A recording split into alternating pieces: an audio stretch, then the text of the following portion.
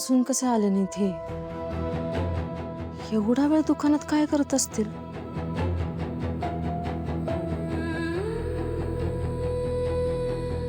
परत कुणाच्या नादाला तर लागले नसतील, म्हणजे मला गिफ्ट बिफ्ट देऊन मला अंधारात ठेवून यांचं काय सुरू तर नसेल ना झालं? जाऊन बघू का? बघते. तुम्ही? हां मी. का हो, काय झालं? काय नाही, तुम्हालाच बघायला येत होते. उशीर का झाला?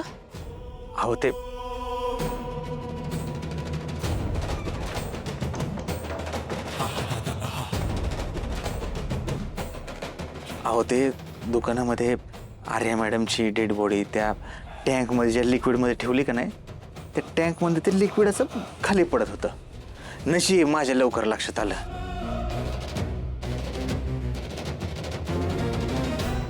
काय मला काय झालं? तुमच्याशी बोलतोय मी, लक्ष नाही तुमचं. मला भीती वाटते. अहो भीती वाटायचं काही कारणच नाही, घाबरायचं कशाला मुळात. मी आहे, तुम्ही टेन्शन घेऊ नका. मी लावतो बॉडीची विल्हेवाट. बॉडीची नाही, वेगळीच भीती वाटते. कसली? तुम्ही खरं खरं सांगणार असाल तर एक विचारू? ही आता मला आर्याच्या आणि माझ्या संबंधांबद्दल विचारते की काय? हिला आर्याच्या प्रेग्नन्सी बद्दल कळलं की काय?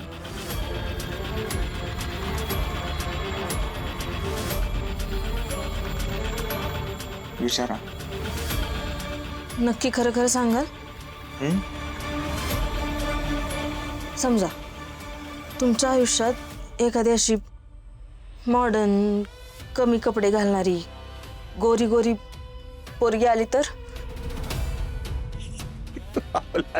लालेजी काय बोलताय तुम्ही? हसू नका, उत्तर द्या.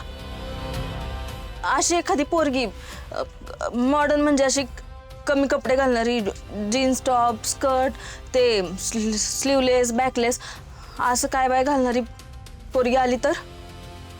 माझ्या आयुष्यात कोण कशाला येईल? आणि असं पण मला साध्याच मुली आवडतात. मुली?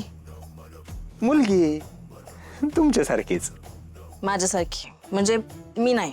ओ ऐका लालेजी, असं बघू नका माझ्याकडं. अहो म्हणजे मला तुमच्यासारखं असं चांगल्या चांगल्या शब्दामध्ये नाही म्हणता येत.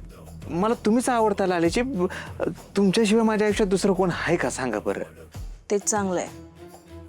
मी असताना तुमच्या आसपास पण कोणी आली ना तरी जीव घेईन ना मी तिचा.